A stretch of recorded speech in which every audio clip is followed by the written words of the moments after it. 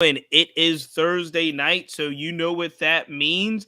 I am Cheats Two Belts, and I'm joined as always by EJ the Collector. This is Wrestling Chat with Friends, as brought to you as always on the Family Podcast Network. EJ, lots to talk about. How we feeling, my man? I am here. I am present. I am accounted for, and I am accountable. Great to see you, Cheats. Great to see you, Universe. I'm ready to talk AEW. It's been a minute since we sat down and really broke down some It's been AEW. a little bit. A lot of new storylines going on. I know you said you were going to point to. You have a collector's choice of the week. As What I is always your do, collector's choice? I'm going to turn the camera right there. I have moved to another Look wall, at and that. Look at right, that. right there in the corner, right there, I think, is the Target exclusive Samoa Joe I like it. that is already down the wall. These now 122 figures I Oh have, wow. and I can't believe it when I say it again. But The you don't open them. They're unboxed, right? all boxed, all Okay. mint on card, all along the wall in groups of 5, 4 rows down, each one of them in sequential order. I'm filling it up, but it's money. You can't take it with you, and it makes me happy. So let's talk some AEW. Well, before we do, I mean, it's along the lines of AEW. I think I might have showed you guys offline, but I also have my collector's choice here, which is the There it is. AEW Fight Forever for Xbox. I really thought I was going to buy this game immediately when it came out, and I didn't. Physical media. I like it. But yeah, I wind up getting it. I'm excited about getting it. We have played it, and I rather enjoy it. So I was a little hesitant after I heard some of the original reviews. Mm-hmm. And I'm going to tell you, as a video game fan, a video game consumer, someone that I am not like a diehard, let me go into all of the weeds of every kind of aspect of the game. I just want to play a fun game and enjoy gameplay. And as we always do, obviously WWE's had a pretty long stranglehold on wrestling games. I think I've got 3 of them for Cameron on the Xbox, kind of the new versions every year. Fight Forever stacks up as fun as any wrestling game I've played, especially on the WWE side. I think the gameplay's easy, it's fun. I haven't gone deep into the storylines, but I enjoy it immensely. You read the criticisms about it. So Yeah. when you play it now, like, do you see what they were talking about? It just doesn't rub you the wrong way, or do you Yeah, disagree with some of those criticisms? because the Cool. criticisms are like storylines and like Mm-hmm. I think kind of deeper in the woods type things. Now and again, I am also not one that I might have played it one weekend since we've gotten it. I'm like not one that's gonna like kind of start it and play it all night till it's over. I think one of the comments I heard from one of our good buddies on the show, our good buddy Doug, was that he got it, and I think he completed the whole like storyline mode in like 2 hours or 3 hours or something, which is pretty quick. But it's also like, you know, I don't mind. I would probably think, Right. oh, this is cool. Let me just go through, and maybe it's because of different time periods. Like it's very strange. I do remember being a certain age as a young person and literally like staying up all night. Again, we have different save features in 2023, which I Right. really do like appreciate. But we didn't have those save features in like 90, 92 or 91. So you really couldn't turn the game off. As someone who's Like, not a gamer, you said something interesting. WWE, you said, has had a stranglehold of of games for the yeah, last 25. They've had a stranglehold of wrestling for the last 25 years. So I yeah, think for what would be most attractive to me is playing characters that you've never played before, people who have yeah, never had a character before, yeah. and everybody that comes with this AEW roster. This, like, I think it's one more great thing about AEW is as an alternative is you see people on your TV, you see people in your video games now that if you've been familiar with them, unless they were in WWE, you had no way to Sure. have that gaming experience, and now you do. Yeah, I think it's cool, and it's a high quality game. The intros are cool. Like I said, it's fun to play. I mean, I don't know. Games are such a weird thing when we say like, will it get better? Will it get worse? We really don't know. There are different iterations of games where I still play older games that I think are more fun and better than some of the games that just come out, even though they're much more complex. And I guess there's a way with video games I think you can get almost too cute. You can make it almost too Right. hard. You know what I mean? Right. Speaking of video games, I got Eli back here. He was playing video games. He's on the PS5 or the Xbox, whatever he's on now. He's, like I said, we're talking about for a few weeks. He's been in sort of 2K23. He's playing his Minecraft and God of War, but we're going to get some 2K23 action tonight, right?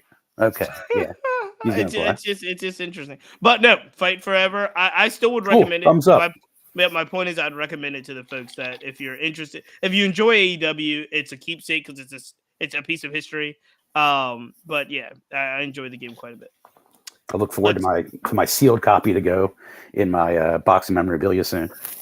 So before we go into full on kind of AEW review, where we are with the storylines, where we are with the characters, you sent around some information that I do think is important, since the last couple of weeks we've been talking pretty heavily about ratings.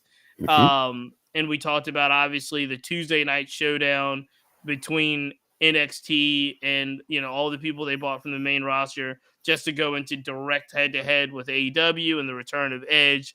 Neither one of those shows at the time cracked 1 million. AEW has been running a little bit lower than they usually have. There's obviously a lot of conflicts when you talk about like playoffs and live sporting events and those types of things. But they've been running, I would say, a little bit lower since at least the Wembley show.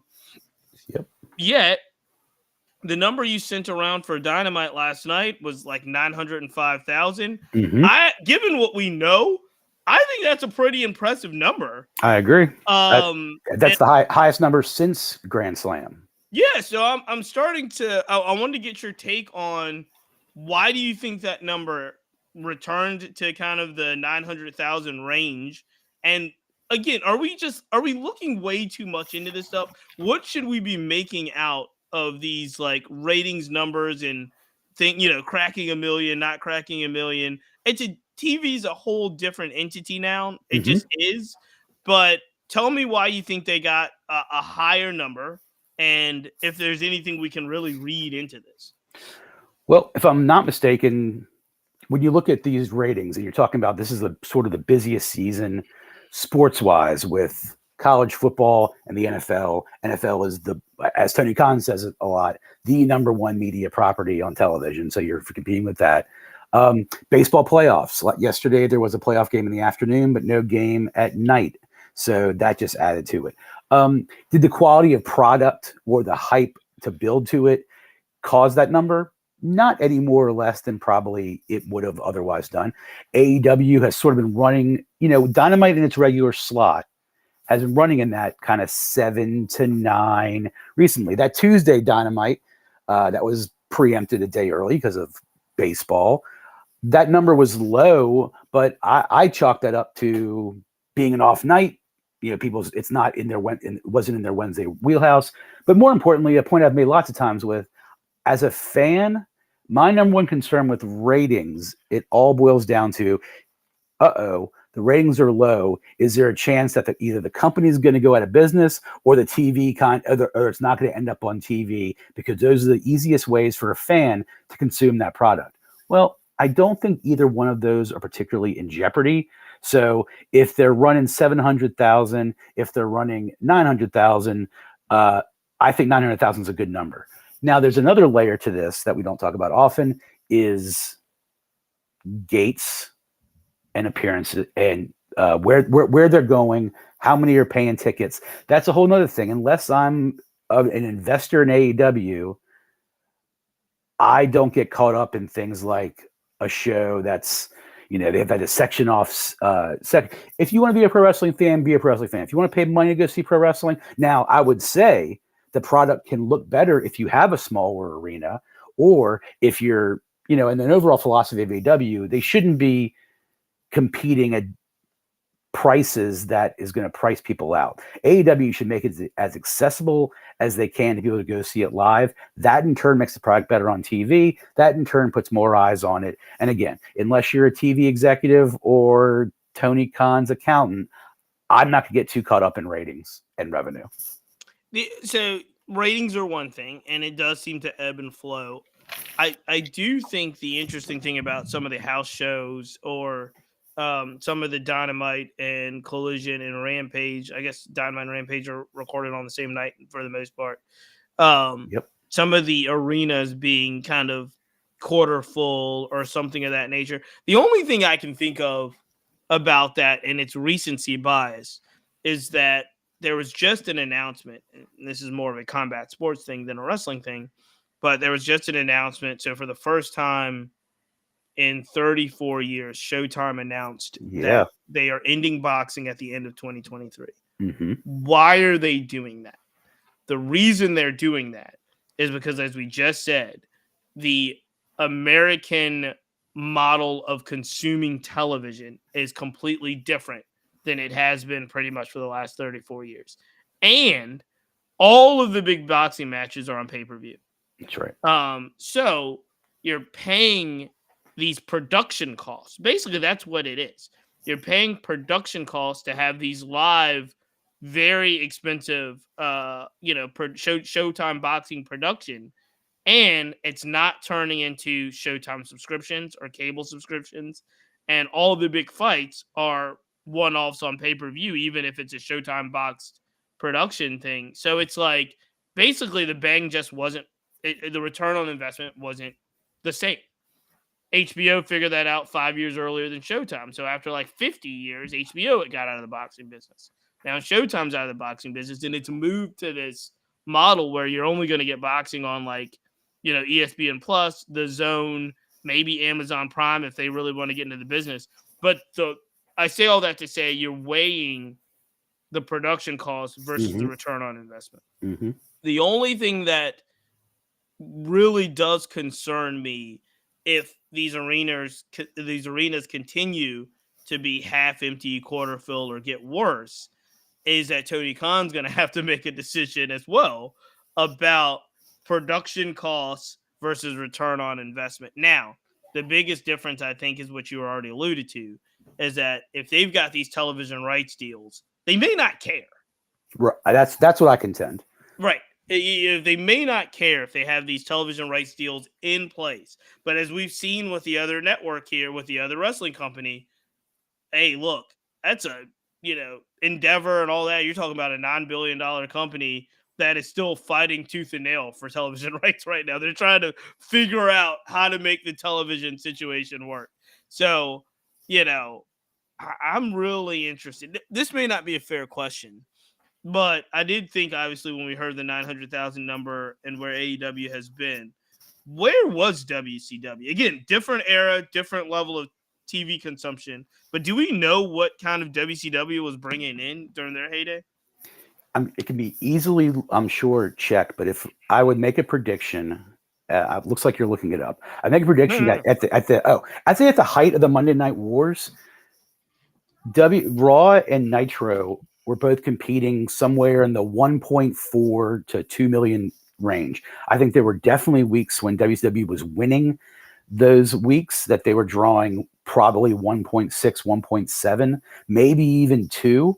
It's a very different landscape, and the appetite for wrestling was at its peak there.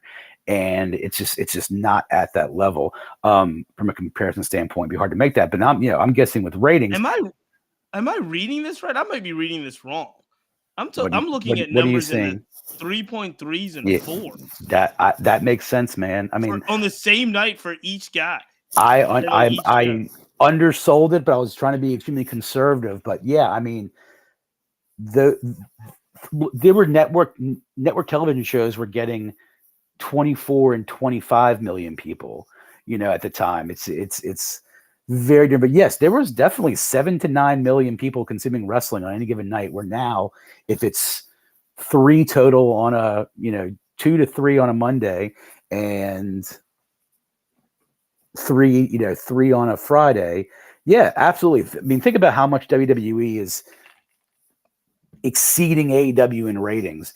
these ratings would cause great alarm in the heyday 25 years ago. Yeah, I'm looking at like 3.3s versus 2.6s. Mm-hmm. There's some times where Raw might have even pulled a 5 or 6 out, depending on what the situation was.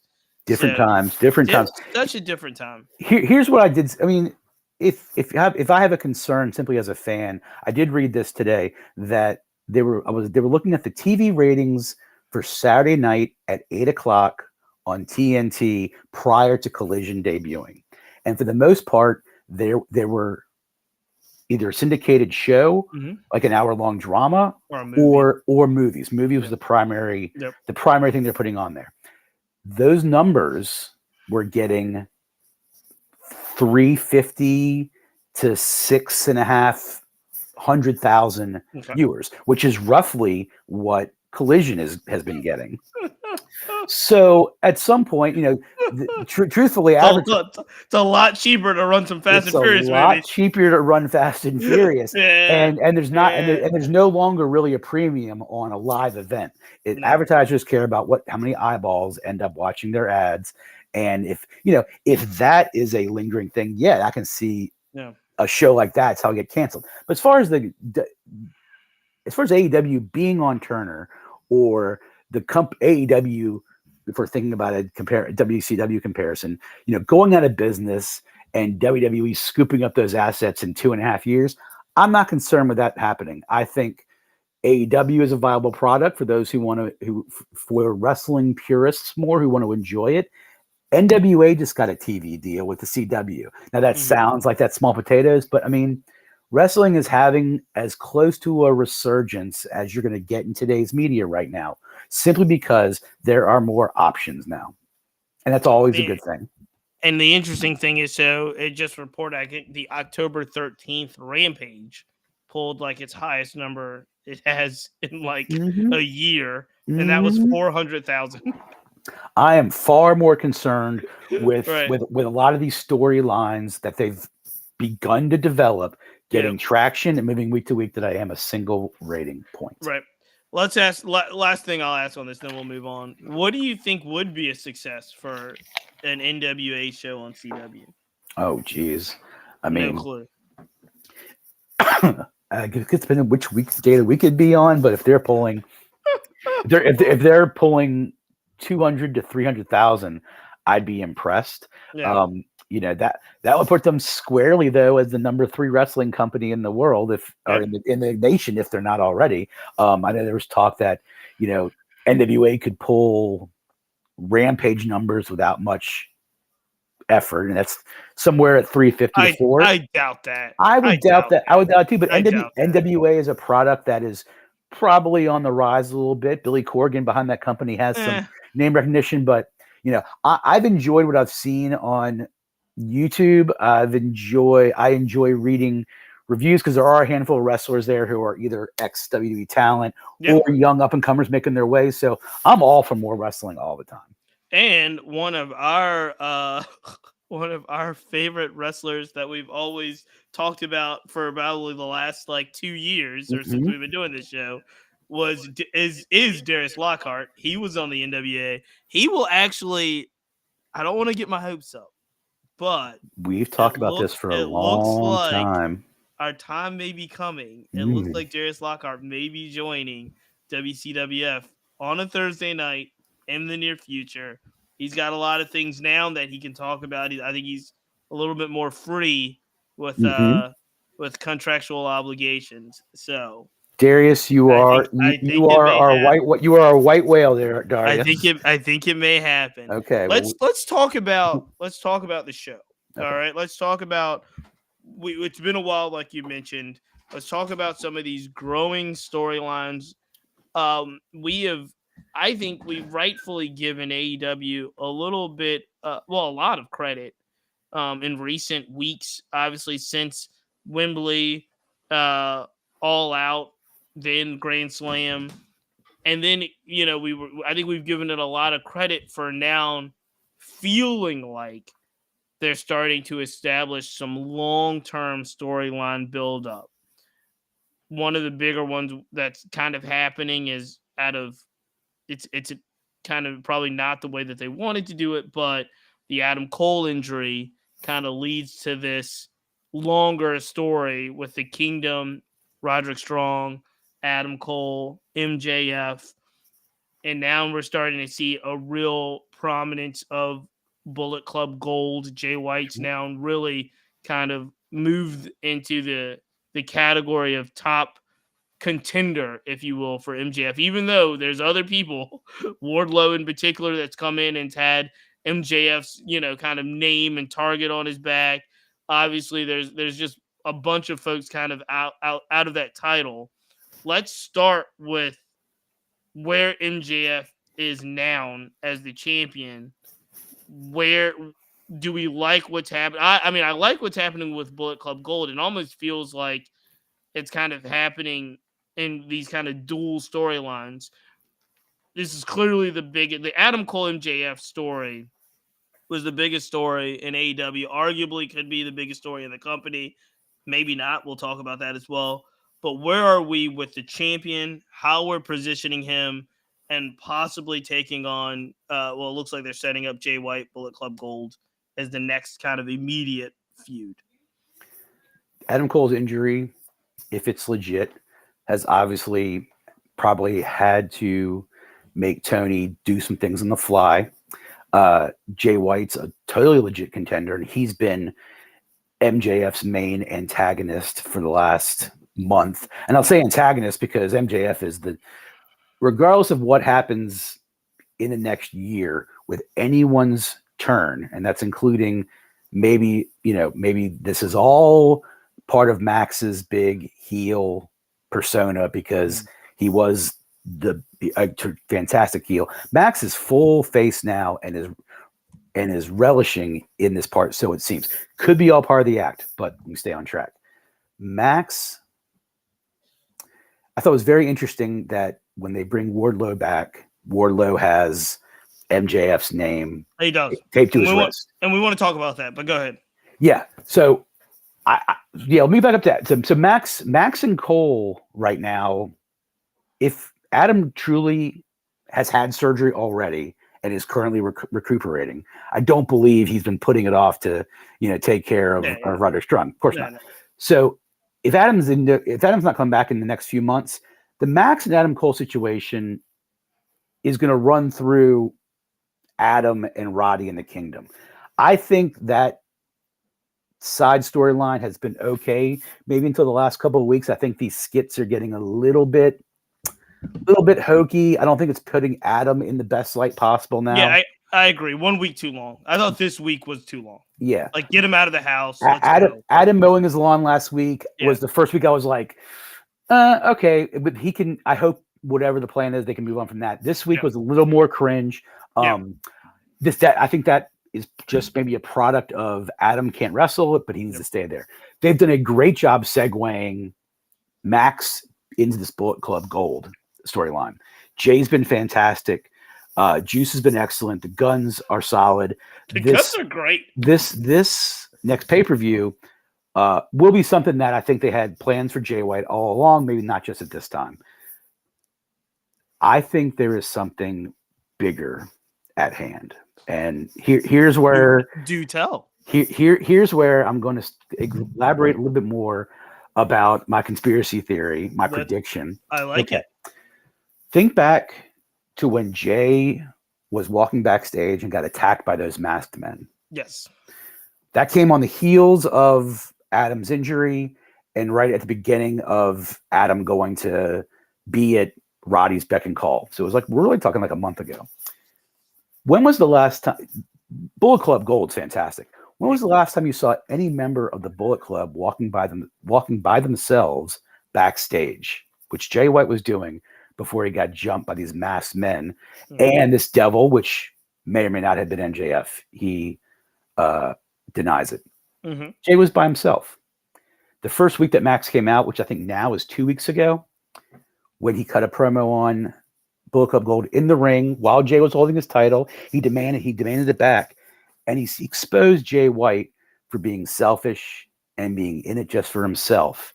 And he made a point to say, those three guys in the ring with you, they know that you're only in it for yourself, and if it came to it, you double cross them. Max made a point to point that out. I've got a prediction that Okay. Max is telling a story right now.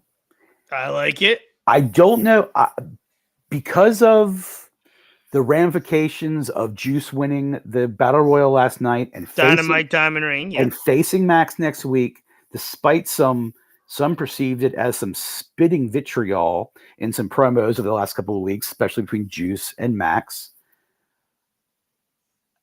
Remember this too. Bullet Club members historically have been unceremoniously booted out by the next leader. Okay. I can envision a scenario at, is it Full Gear? What's Full Gear? I think Full Gear's coming up. At Full Gear, where there's a moment where the Guns and Juice protect Jay White, but then turn their back on him, and Max is the new Bullet Club leader. Okay, I like it. I don't think that's the way this plays out, but I like it. I like where you're going. I was going to go along with the Mask, Cole being Cole and Roddy and I would have thought that right afterwards, but it almost made too much sense. And when I heard some of those other teases from Max and let my wrestling mind go to work, I think that'd be a fantastic move, because I think Cole is almost like Cole being revealed as the leader of this nefarious group that will ultimately turn on Max now for this friendship. Yep. It doesn't seem nearly as plausible as it was when they were cutting vignettes every week and when they were defending their tag titles. So I think they're going to lean into this Bullet Club storyline. But at the end of the day, Max might now, again, like we thought it was going to be Adam, Max might revert to becoming the heel and Jay White the face. Again, not sure how they're going to do it, but something was telling me that Juice and the Guns may be the three masked men. See, here's the thing. I like where you're going with this. Thanks. But I thought if you were going to say Max has bought off the other three, the other three, the Guns and Juice, turn on Jay, and Max is the leader of the Bullet Club, I don't necessarily think that's plan A, but I'd like it as a really cool twist, right? I also like Adam being behind kind of the devil. I like Adam somehow becoming the heel, but in Adam in the Kingdom and Roderick Strong, maybe even returning Kyle O'Reilly, I don't know, comes back and they're kind of all in a clicked up together against Max. The only thing though that bothers me about all of this is that your scenario is better. This can't last of Max being like this quasi-face type guy. Right. It can't. Max has to be the lowest of the low when it comes to evil, heel turn scumbag. Like, he's got to figure this out. And so what can he do to be like, even when you think like, oh, turn on Adam or whatever. No, like Max has got to be completely like even below that. And so I'm just trying to figure out how we get there.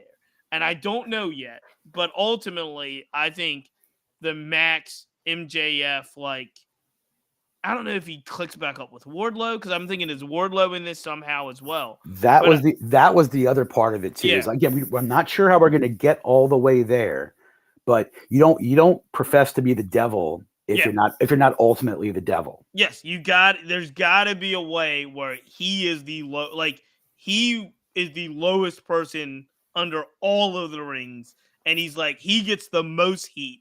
He's got to figure that out, and I don't see exactly the pathway to it right now, but I want it to be good. Remember, I want it to be good. Further evidence that Wardlow may not be going after Max is, if you remember, Wardlow got the better of Max before Max left for the summer, and by the time Max came back as the devil, Wardlow was already kind of shuffled down, and those two never had a chance to cross paths. So Wardlow coming back after all this time seeking out MJF, he powerbombed him 5 times the last time they were together. There's no motivation to destroy him more. If anything, it's to be as heavy again, which again, no real we don't really see a path to any of this yet. But I think you said something interesting. He has to figure it out. Yeah. Max is everything he says he is. He's a generational talent. Max loves this business. Max is all about the creative. Max, I think, has a big Max and Tony and whoever else. They have a grand story in mind. Max would want nothing less than a long. Yeah.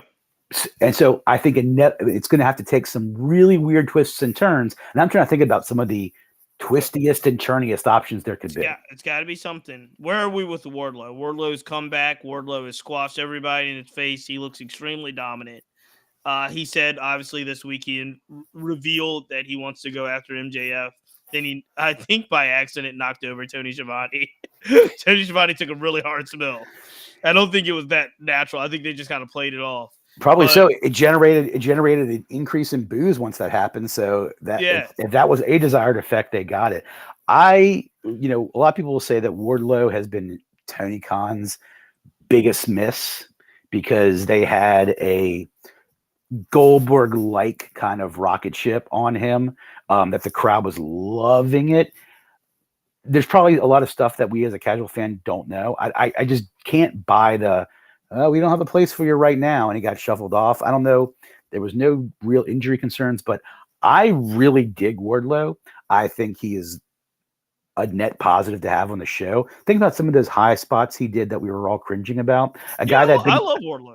I love him too.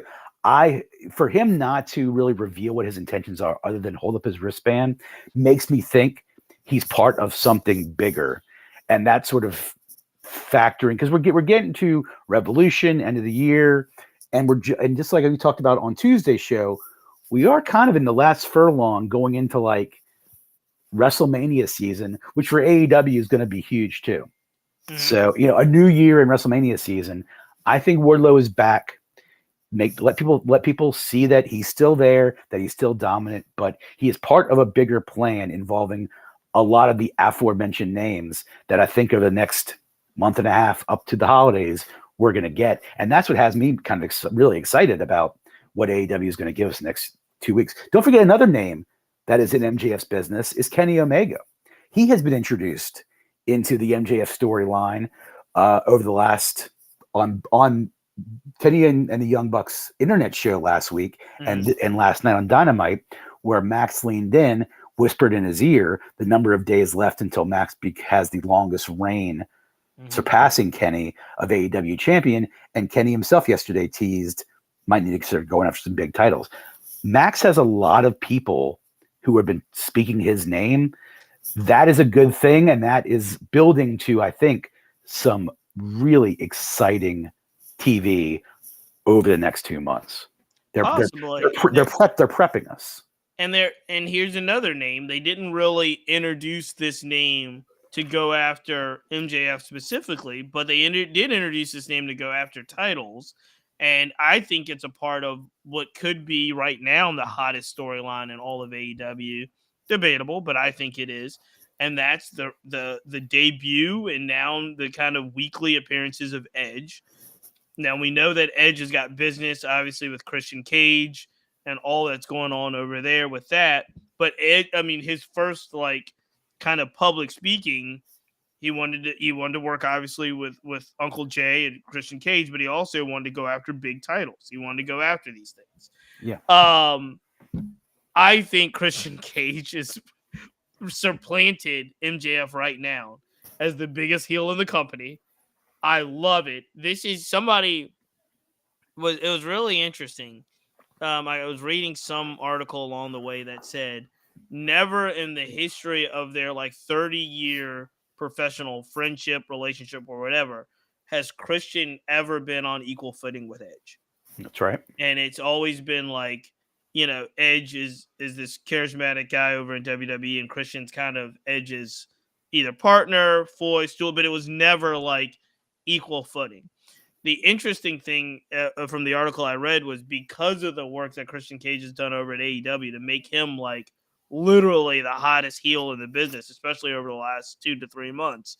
Edge comes in and it's this great pop, but it doesn't feel like they're like Christian Cage does not feel like Edge's little brother anymore. No. It kind of feels like they're on for the first time in a long time, very much equal footing. Or if you start to see what's happened over the last 2 weeks, Christian Cage is the guy that's in kind of the dominant position because here's Edge wanting to work with him and wanting to do things. And Christian Cage is like, yeah, go F yourself. Like, I'm running this over here. Right. But And so I love it. I love everything about what Christian Cage is doing right now. I think Edge coming into this story, the way that he's come into it, I really, really enjoy this part of what's happening over at AEW. Would you say that this is the kind of the hottest storyline right now, given obviously MJF's and Adam Cole's injury and kind of MJF trying to kind of figuring this thing out? I think this is bigger than MJF Bullet Club right now. I think this is like I tune in to look for what Christian Cage is going to do. no, I still think this MJF Jay White Bullet Club storyline is sort of number one on the list right now, with Christian tormenting Darby Allin, now Adam Copeland, has been fantastic. As far as you're talking about names in the company, MJF and Christian, one and two, and Christian is definitely the number one heel. I mean, he's the number one heel in the company. Right? I'm comparing Christian right now with kind of Dom Mysterio as number one heel in all of wrestling, and that'd be tough to pick between the two. Christian's doing fantastic. He's absolutely on equal footing, if not being the aggressor in this new. It does feel siloed a little bit. You know, I can't yet sort of envision Adam Copeland sticking his neck into other people's business. I think this is going to occupy him for a while. Christian, since he's been champion, he's basically, you know, for the last 6 months, he's really only been dealing with Jack Perry, who's still suspended, and Darby Allin. It'll be interesting to see when Christian and or Luchasaurus, if they're still going to be together, when someone like Miro comes after him, when because they're going to have to, you know, move on from Darby at some point, because, you know, Darby and Nick Wayne can have their thing. Right now it's Christian Cage, Luchasaurus, and Nick Wayne. That's the family, right? Yeah. Darby and Edge aren't really aligned yet. Adam Copeland is still sort of seeking out an explanation from Christian. Yeah. And you know, Nick Wayne's doing cringy things with his mom. Nick, here's an interesting thing I heard about Sting. We'll talk about Sting's announcement maybe in a little bit, but one of Sting's very first gigs in wrestling in Memphis was with obviously Jim Hellwig, who's known as the Ultimate Warrior. Those two started out as a tag team like in 1985, 86. The first faction Sting the first manager Sting ever had in Memphis for Continental Wrestling Association was Coach Buddy Wayne, Nick Wayne's dad. Interesting. It is interesting. You're doing a lot of deep diving right now. It's just a Sting. I love it. A Sting Wikipedia page. I've missed this. Yeah. I don't want Christian to drop that title anytime soon, but I am interested in seeing him. I want to see him work with other people and actually not Adam Copeland, but I can see that Adam Copeland's going to be around. But I'm really more looking forward to Adam Copeland doing his own thing for a while before he's ready to maybe sort of call it quits, have that feud with Christian. Adam Copeland has not moved the needle, I think, like maybe people expected, but he's doing what he wants to do. He's going out the way he wants to do, and I'm all for it. He's great. Doesn't quite fit the AEW mold, but overall, I'm glad Adam Copeland's there. And when him and what do you mean by that? AEW is trying to fashion itself as an alternative and more professional wrestling centric. Adam Copeland, not taking nothing away from his wrestling ability, he has been sort of like that sports entertainment poster boy for his entire career. Having Adam Copeland join AEW feels more to me like Sheamus joining AEW than it would someone like. I disagree. This is a guy that they built. Remember this. him and Randy Orton were supposed to deliver the greatest wrestling match in the history of wrestling over there at WWE, right? Mhm. Remember that build-up was I like, do. this is because so I do think that they believe, and I think I agree, there are a handful of folks that really can go. Bryan Danielson was one of them. I think Randy Orton's one of them. I think Edge is I think they're built in that cloth of Mhm. someone that they think is a really good pure wrestler. Now Edge can do all the entertainment stuff as well. Don't get me wrong. He was a staple over there for 30 years. But I do think a handful of folks, Bryan Danielson was one of them.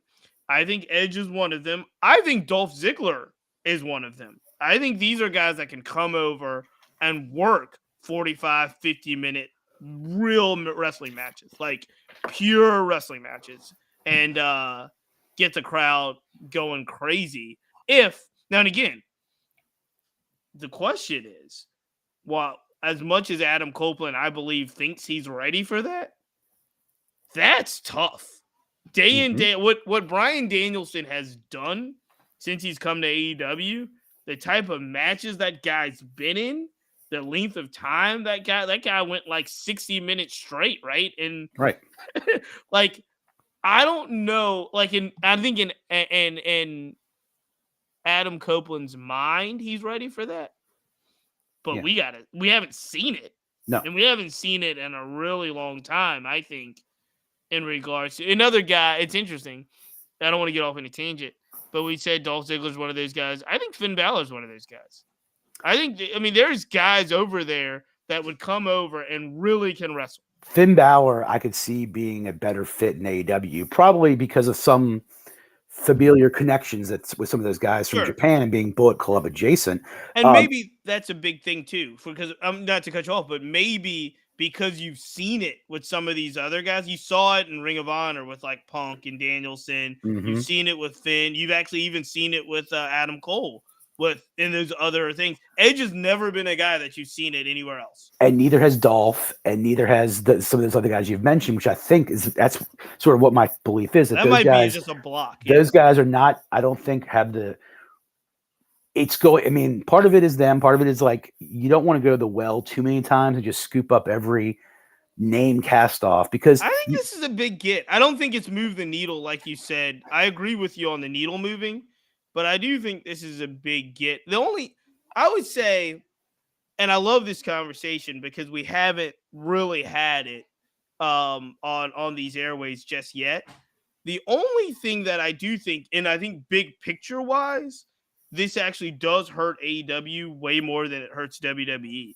And basically what's happened is AEW's acquisitions are now Cody Rhodes, Jade Cargill, and now Brian Pillman Jr., who they've kind of built for NXT.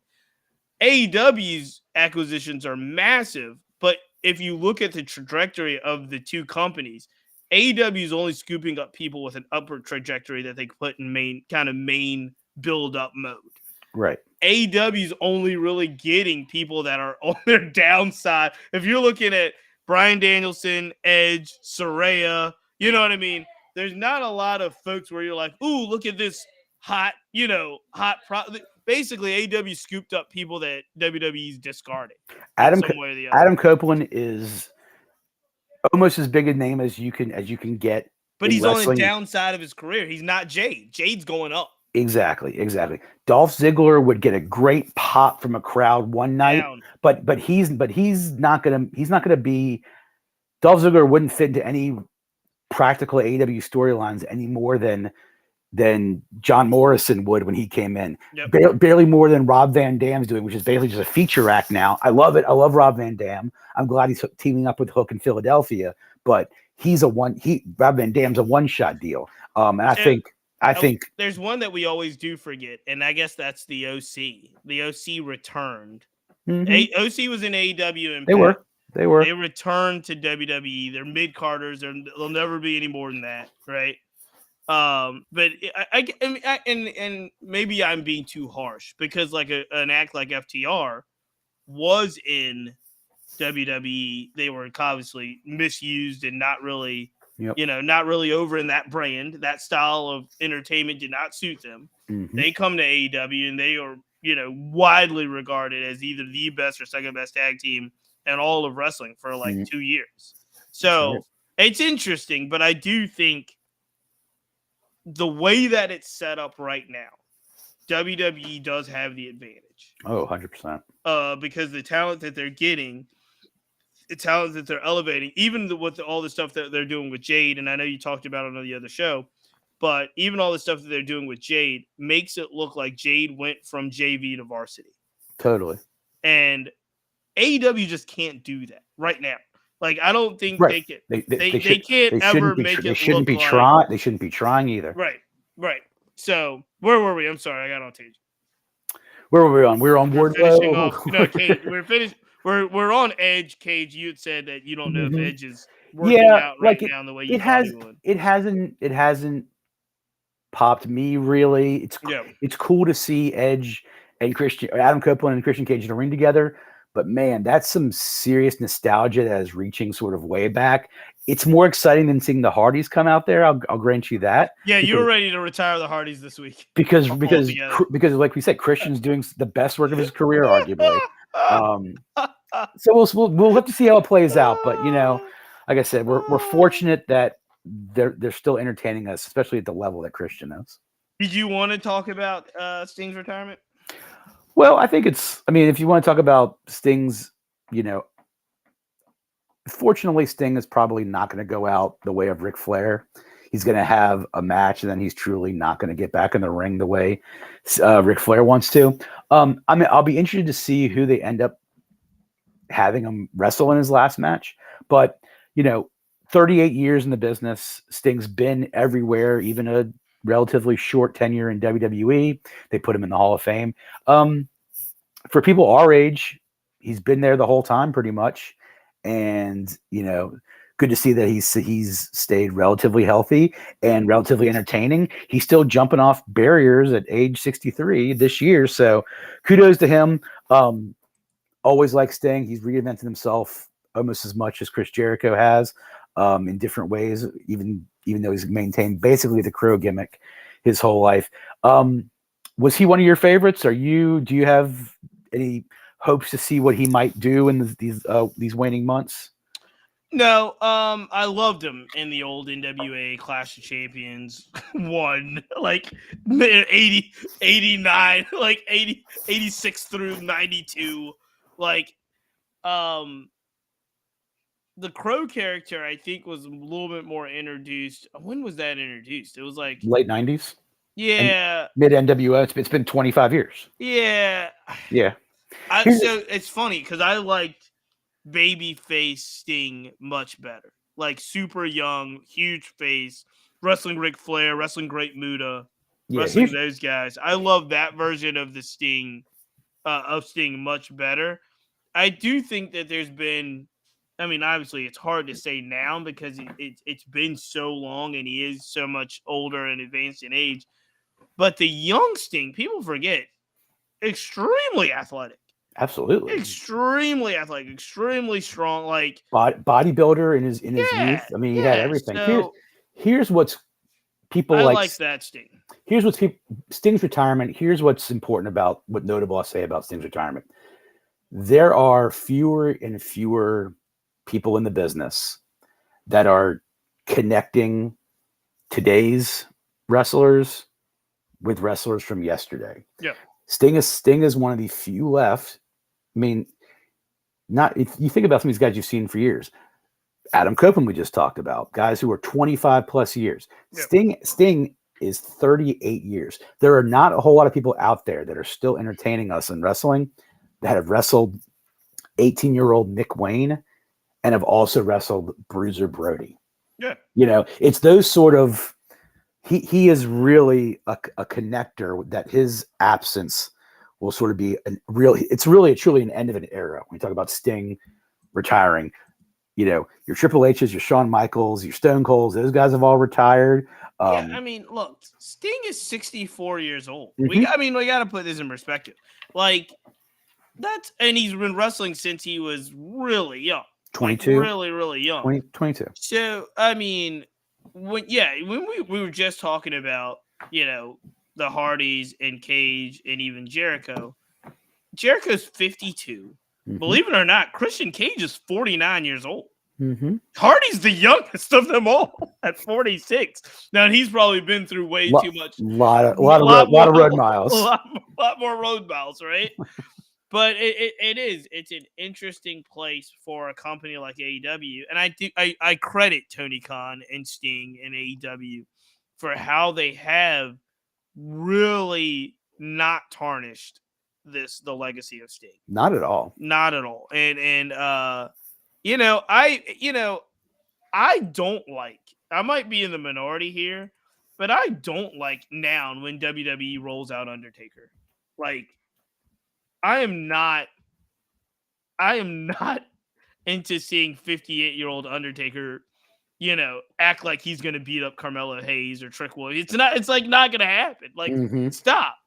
And they never really did that with Sting. They kept Sting's like mystique. They kept Sting's intimidation. Sting works, when he needs to work. He doesn't work which is the best thing. He doesn't work when he doesn't need to work. And I think that helps. You know what I mean? Yep. So, I wish him the best, man. I mean, he's one of those rare guys that really only had a short stint in WWE, even when there was no WC, like when it was the only ball game in town.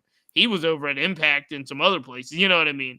Mm-hmm. And so I'm glad. I'm happy for him. I do love the younger baby face, late 80s, early 90s, biggest face in the company. And I will say, he's never been, to me, as big of a face.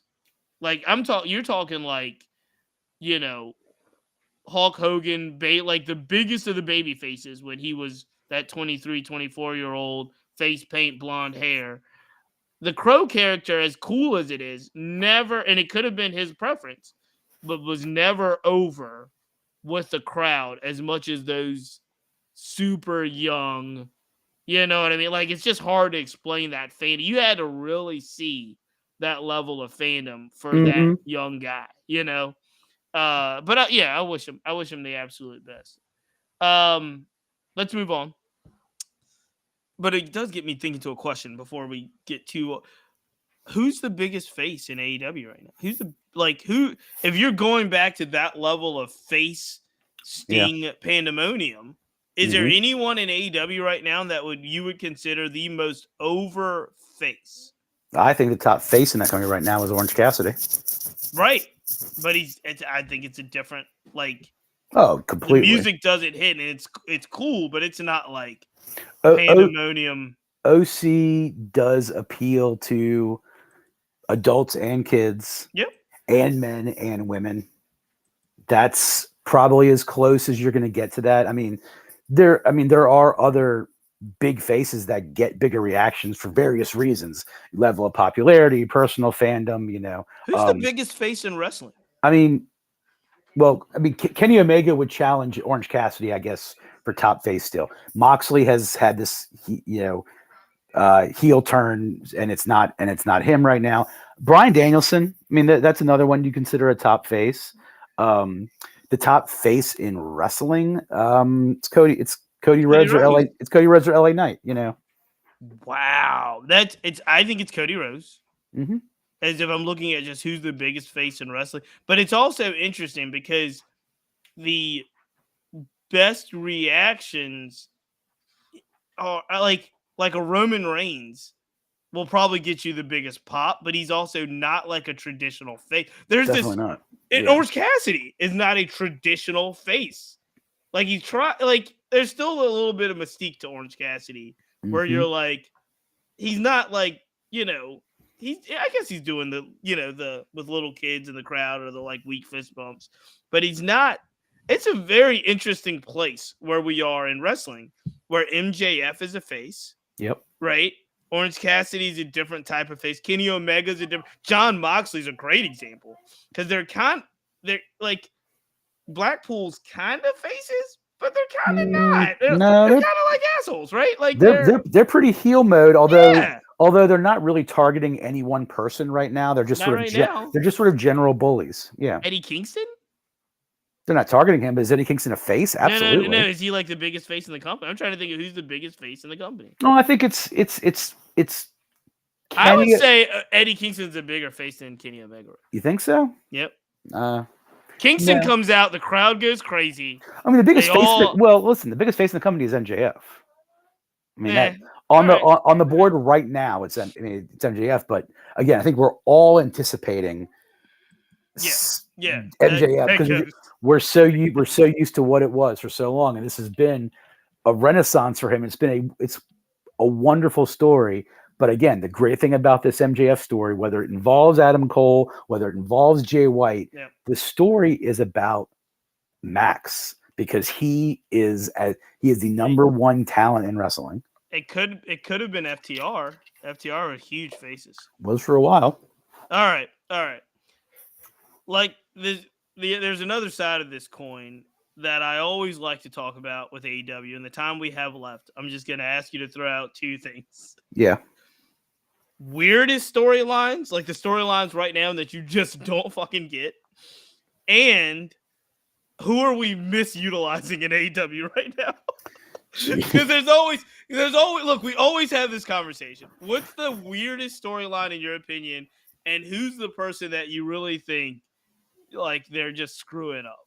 Or I'll give you another one too. Who do you think is like kind of the most best kind of lower level storyline? Like, so you can give me a worst or best, and then like, yeah, give me some of that. Give me some of that stuff that's on your mind. Sure. Like an AEW mailbag, if you will. Yeah. Okay. So the appeal, one segment of must watch Dynamite for the last few weeks has been Timeless Tony Storm. Tony Storm silent movies. I'm so glad you went there. Absolutely fantastic.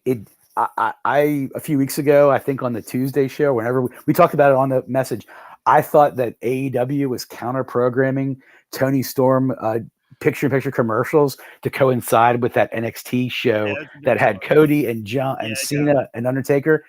It was, well, if it was coincidence, it was amazing because when the biggest moments of NXT were happening that night, Cody coming out, John Cena coming out, there was a silent movie. They were running the silent movie that if you've been watching wrestling or AEW, you can't turn away from. It was, you'll never convince me otherwise that plan was effective. I think there's also some WCWF bias here because Tom, Megan, they all love RJ City, and it's very clear that RJ City is a part of this Tony Storm resurgence. Thank goodness. So I think there's some WCWF bias here. So far, all we've really seen Timeless Tony Storm do from a wrestling standpoint is come out and attack Ruby Soho and chase Saraya out of there. Saraya's not even the champ anymore. I think she beat Sky Blue. Timeless beat Sky Blue, and she beats Sky Blue, who I love. Another intriguing young up and comer. I'm in love with Sky Blue. I love Sky Blue now. So it stands to reason that Tony should be next up for Hikaru Shida. I can totally realistically see Tony winning that title, carrying that title. And when they figure out either Britt Baker or Riho or Julia Hart, there's your competitors. But yeah, I think the path for Tony's world title reign is coming up again because she is really commanding the screen. But gotta put her on every week. Yeah, got to put her on every week. I've missed. It's so great when Mira comes back. I've got one though. Yeah, go for it. So you love Tony Storm. I think I do. I love whatever's happening right now with Swerve and Prince Nana. I was almost going to choose him as being underrated, but he's not. He's up there. He's not there at all. The video drops Friday, and I think at first I was a little upset with Mogul Embassy in the sense of how they put it together because it just felt like the embassy wasn't working and Mogul affiliates weren't working, so let's throw them together. But Nana is hilarious. Yeah, he is. And I did not know how funny Nana is. And because they took one of my favorite guys off of AEW TV, because I guess he's executive producer of Ring of Honor, which is Stokely. Mm-hmm. Like Nana's filling a void that Stokely left for me. Agree wholeheartedly. And I love it. And I do think they're making Swerve to be a beast. Swerve's another one that says he wants titles. So, I want Swerve yeah. to now disrupt what goes on over there, and whether that's Christian Cage. There's a lot of people banging on MJF's door right now, but I mean, I'd be totally fine if they were saving MJF and Swerve for later next year. There is time for that. Swerve is a future world champion, and I hope he will be treated as such. He's also someone that I'm sure WWE would love to have back. But no, Swerve is fantastic. I think he's finally achieving what he's capable of doing now. And if Tony gives him the platform, him and Nana will keep going. I like it. Yep. Yeah, it's interesting about how do we feel. Yeah, I definitely feel like Swerve was one of the guys that they really couldn't figure out, and also the opportunity at the time. He came over at a time where a lot of folks were coming over and getting a lot of money, and I think that locked into kind of longer term contracts as well. I think at first it was a little rocky. I did like the Keith Lee Swerve tag team, but now he's real. I didn't like all of the stuff that led up to now. Like post Keith Lee Swerve tag team championship breakup, all of that like mogul stuff that ended that is now kind of seeming like they figured it out with him, Nana, and the Mogul Embassy. It took me a while to get there. I didn't know where the white dudes were doing. Like I didn't get any of that. Parker Boudreaux. Like I didn't like Rick Ross coming in. Like I didn't understand what the hell was happening. And at the same time, he was still kind of performing, but the last couple of weeks, what did they do? They put him in the ring with Darby, put him in the ring in Seattle, where it's like his home with a big defied base over there.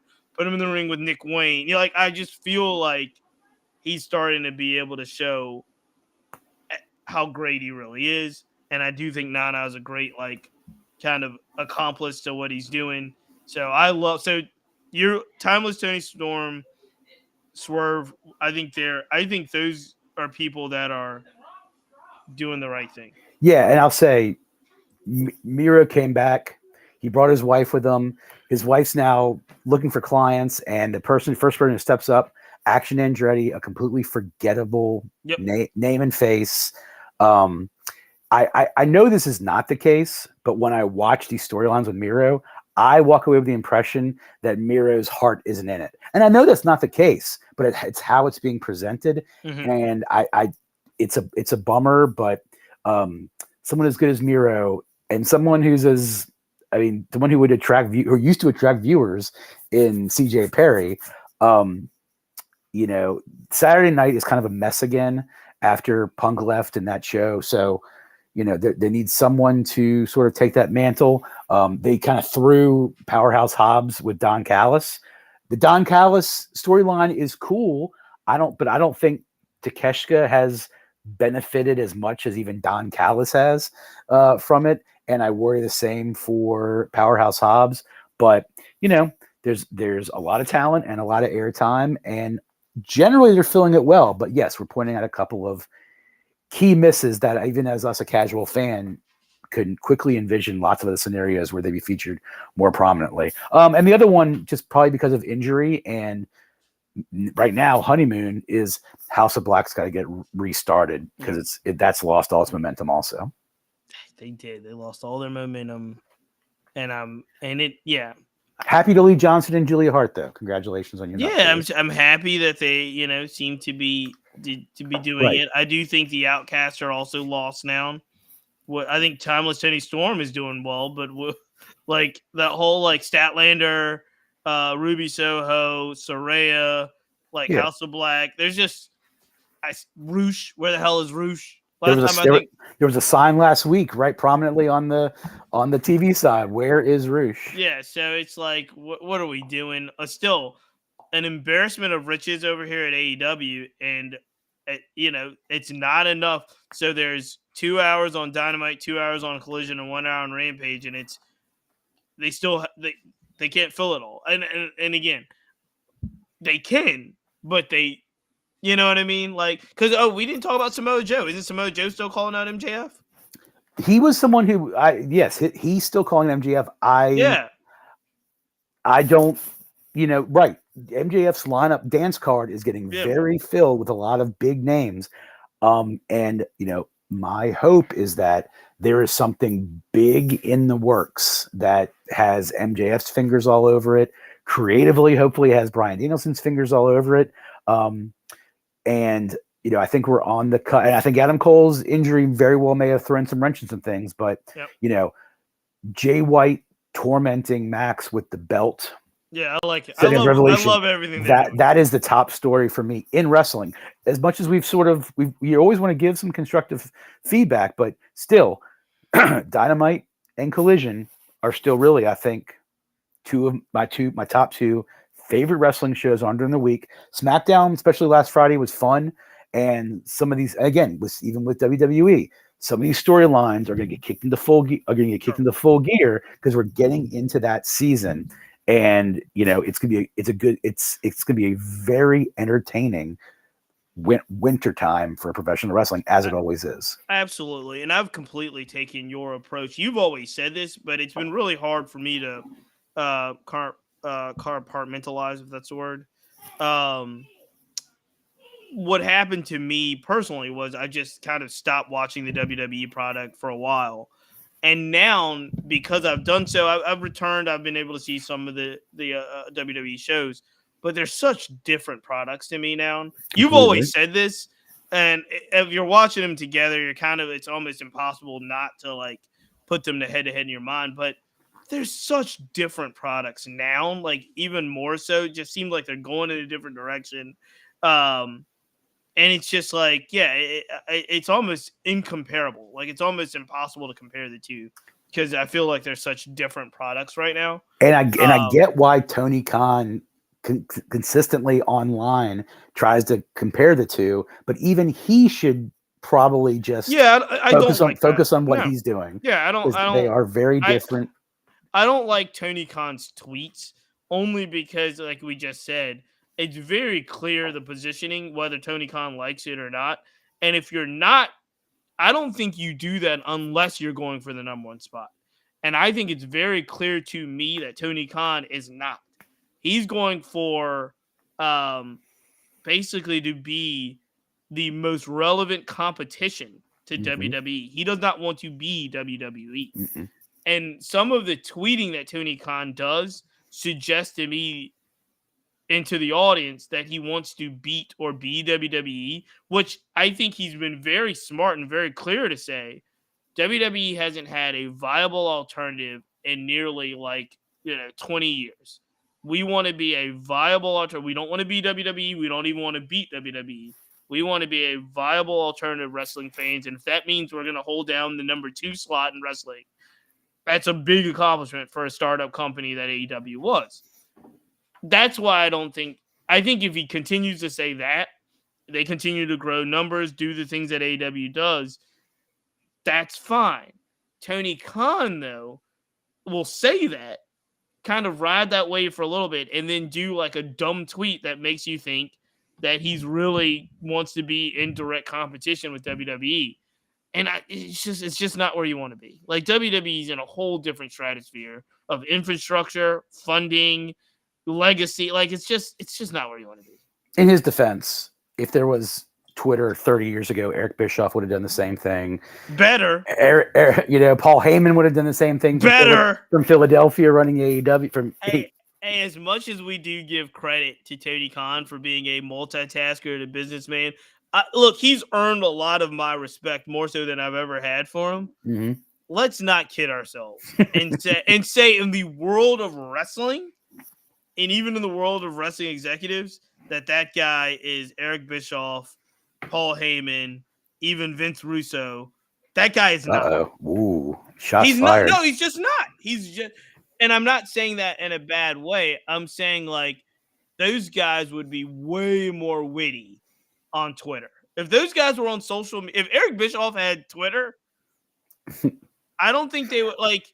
Eric Bischoff's pretty good on Twitter today, but yes, right. Like it's and I'm talking about, but Eric Bischoff when he had WCW had a vehicle that could compete. Right. Again, we're talking a completely different age, But there is a reason why his podcast is called what? How many weeks? 83 weeks. Yep. And we're talking about numbers that were 4 or 5 million versus it's just it's a different time. We can never go back there. We can never. I'm glad we lived through it though. Yeah, I'm so glad we saw it. But I also, Tony Khan is, I think, maybe I'm not giving him enough credit. I should probably be giving him more.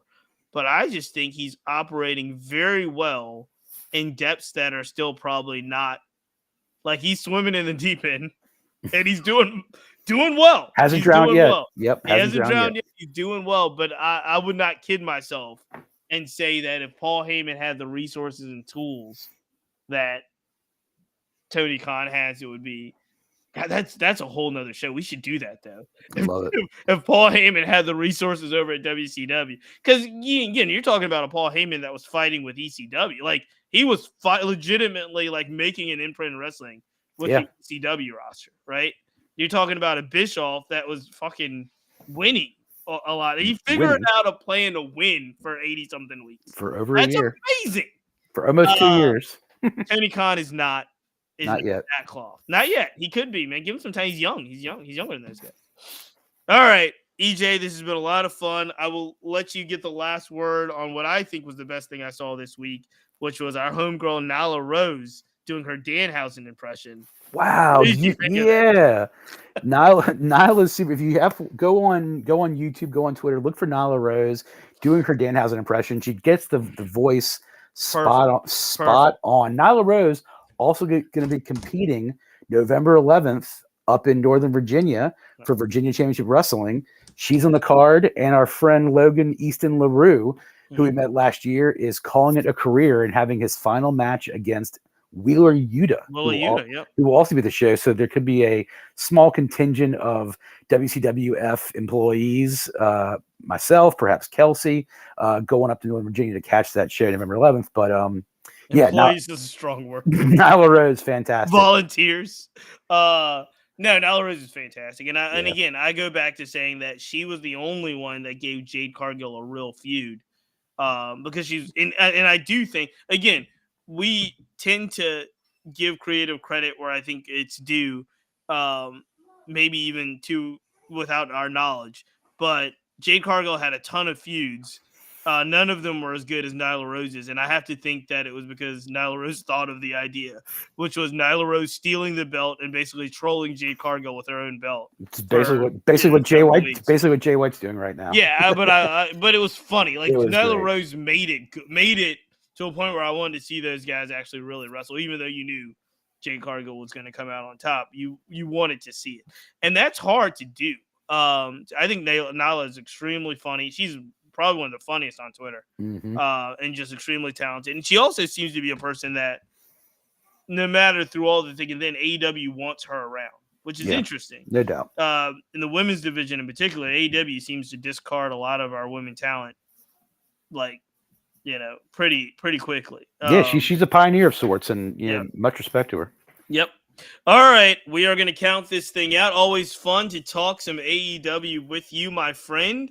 We're going to get back into watching these shows. Collision's coming up. Rampage is coming up. Collision on Saturday. Dynamite. And then we'll be back again next week. It is our time to count this thing out. 1, 2, 3. Until next time.